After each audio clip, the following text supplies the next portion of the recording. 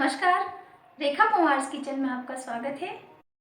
अक्सर हमारे घर पर रोटियां बची जाती है और हम इन रोटियों का पुष्करा बनाकर खा लेते हैं।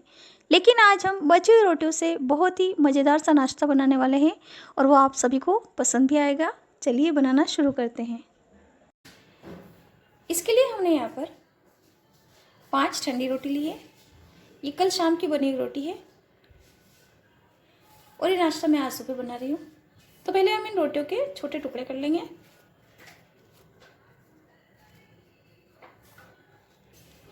और इन्हें मिक्सी जार में डालकर पीस लेंगे। तो इस तरीके से हमने इसे बिल्कुल बारीक पीस लिया है। तो अब हम किसी कटोरी या कप में ले लेंगे और इसे एक बाउल में डाल लेंगे और अब हम इसमें 1 कप सूजी डाल देंगे। तो जिस कप के नाप से मैंने का चूरा लिया था उसी कप के नाप से मैं यहाँ पर सूजी ले रही हूँ। यहाँ पर मैंने बारीक वाली सूजी ली है। पहले इन्हें मिला लेंगे और इसके बाद हम इसमें 1 कप छाछ डाल देंगे। आप यहाँ पर छाछ की बजाय दही भी ले सकते हैं, लेकिन छाछ या दही जो भी आप ले रहे हैं वो थोड़ी खट्टी होनी चाहिए। थोड़ी थोड़ी करके डालेंगे।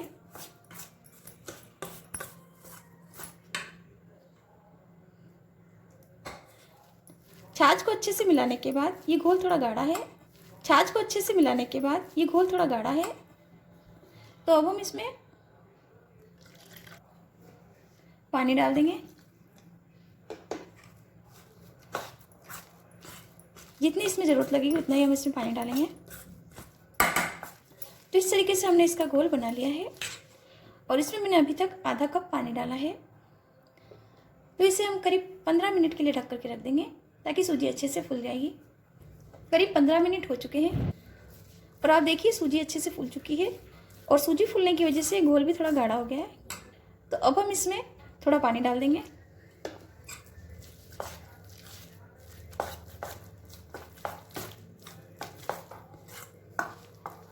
तो पानी डालने के बाद इस तरह का घोल बन करके तैयार हो गया है। यहाँ पर मैंने 1 कप पानी लिया था, उसमें से थोड़ा सा ही पानी बचा है। लगभग 3/4 कप पानी इसमें लगा है और 1 कप हमने इसमें पहले दही डाला था। तो अब हम इसमें डाल देंगे 1 हरी मिर्ची बारीक कटी हुई, 1 छोटी साइज की गाजर जिसको इस तरीके से कद्दूकस कर लिया है और थोड़ी सी मैंने यहाँ पर चने की दाल ली है। इसे मैंने 2 घंटे पहले पानी में भिगो कर रख दिया था जिससे कि अच्छे से सॉफ्ट हो गई है।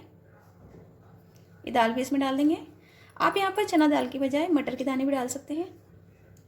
नमक डाल देंगे स्वाद अनुसार, कुछ पत्ते धनिया की। इसके बाद हम इसमें लगभग 1 बड़ा चम्मच तेल डाल देंगे और इसे मिला लेंगे।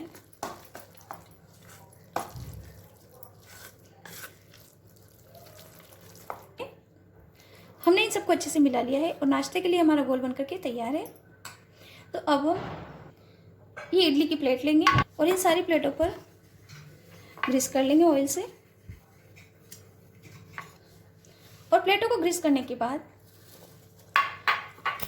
अब हम इस घोल में 1/4 छोटी चम्मच के करीब बेकिंग सोडा डाल देंगे, जिसे कि मीठा सोडा भी कहते हैं। मिला लेंगे। बेकिंग सोडा डालने के बाद आप देखिए ये अच्छे से फूलने लगा है। तो बस अब हम ज़्यादा देर नहीं करेंगे और इन प्लेटों में इस तरीके से घोल डाल देंगे।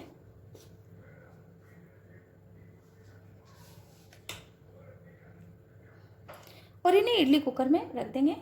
इसके लिए इडली कुकर में हमने पहले ही पानी गर्म होने के लिए रख दिया था। तो एक एक करके प्लेटें इसमें रख देंगे और इसे ढक करके स्टीम होने देंगे लगभग 15 मिनट के लिए। गैस की आंच हम मीडियम रखेंगे। करीब 15 मिनट हो चुके हैं। तो अब हम गैस बंद कर देंगे और इडली को निकाल लेंगे और इन्हें ठंडा होने देंगे। इडली हल्की सी ठंडी हो गई है, तो अब हम इन्हें निकाल लेते हैं।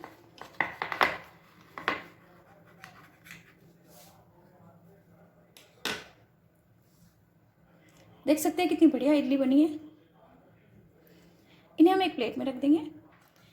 इसी तरीके से हम सारी इडली को निकाल लेंगे।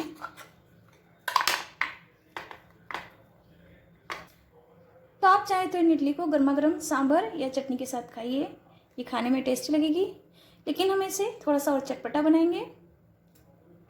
तो इसके लिए हम गैस पर कढ़ाई रखकर उसमें 1 चम्मच तेल डाल देंगे। तेल गर्म हो गया है तो हम इसमें 1 चुटकी हींग डाल देंगे और 1 छोटी चम्मच हम इसमें राई डाल देंगे। राई को तड़कने देंगे। राई तड़कने लगी तो हम इसमें 3 हरी मिर्ची डाल देंगे। इसको मैंने इस तरीके से काट लिया है और इसे हल्का सा फ्राई होने देंगे। और इसके बाद हम इसमें 1 छोटी चम्मच तिल्ली डाल देंगे।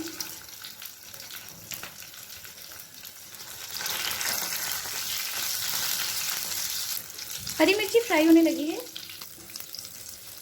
तो अब हम इसमें मीठा नीम डाल देंगे, जिसे कि हम कड़ी पत्ता भी कहते हैं, और इसे भी हल्का सा फ्राई कर लेंगे। गैस की आंच हम इस समय बिल्कुल धीमी रखेंगे वरना इसके छींटे हमारे मुंह पर आ सकते हैं। हरी मिर्ची अच्छे से फ्राई हो गई है तो अब हम इसमें एक एक करके इडली डाल देंगे। गैस की आंच हम बिल्कुल धीमी रखेंगे।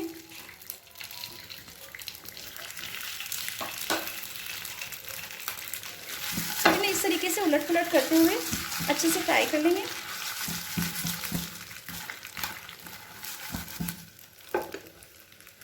तो लीजिए हमारी इडली खाने के लिए तैयार है। अब हम गैस बंद कर देंगे और इसे एक प्लेट में निकाल लेते हैं। इडली तैयार हो चुकी है तो आप इसे गर्मा गर्म ही किसी भी चटनी के साथ खाइए। ये दिखने में जितनी सुंदर लग रही है उतनी ही सॉफ्ट भी है और खाने में उतनी टेस्टी भी है। मैं आपको एक तोड़कर दिखा देती हूँ। ये अंदर से बिल्कुल भी कच्ची नहीं है और इतनी ही स्पंजी है। हमने इसमें चने की दाल डाली है, इसकी वजह से इसका टेस्ट और भी अच्छा आएगा। तो यदि आप भी बची हुई रोटी से कुछ बनाना चाहते हैं तो इस तरह से एक बार ये इडली बनाकर देखिए, आपको पसंद आएगी और रोटी का यूज़ भी हो जाएगा। तो आशा है कि आपको मेरी आज की रेसिपी पसंद आई होगी। यदि रेसिपी पसंद आती है प्लीज़ इसे लाइक कीजिए, शेयर कीजिए और मेरे चैनल को सब्सक्राइब करना ना भूलिए। Thank you.